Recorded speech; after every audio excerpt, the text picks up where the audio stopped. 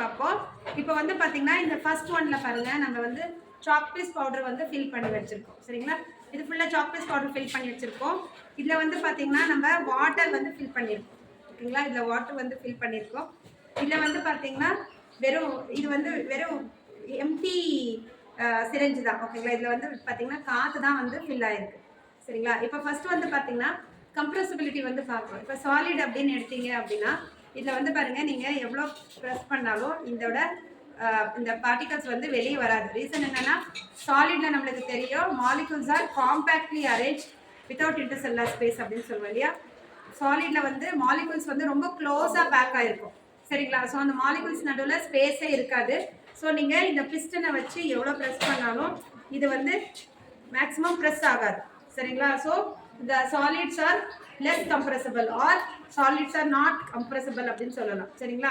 அடுத்து வந்து நம்ம இந்த லிக்விட் எடுத்துக்கலாம்.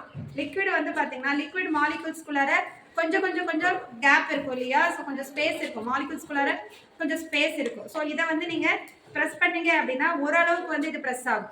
ஓகேவா? So liquids are slightly compressible or liquids are less compressible அப்படின்னு வந்து சொல்லலாம்.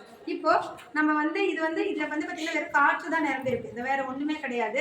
இப்போ இந்த பிஸ்டனை வச்சு நம்ம தள்ளும் போது பார்த்தீங்கன்னா இது ஃபுல்லி கம்ப்ரெசபிள். ஏன் அப்படின்னு பார்த்தீங்கன்னா நமக்கு லிக்விட்ஸில் விட கேஸ் மாலிகுல்ஸில் வந்து பார்த்தீங்கன்னா நிறைய ஸ்பேஸ் இருக்கும். மாலிகுல்ஸ்க்கு நடுவில் அந்த இன்டர் மாலிகுலர் ஸ்பேஸ் வந்து அதிகமாக இருக்கும் இல்லையா.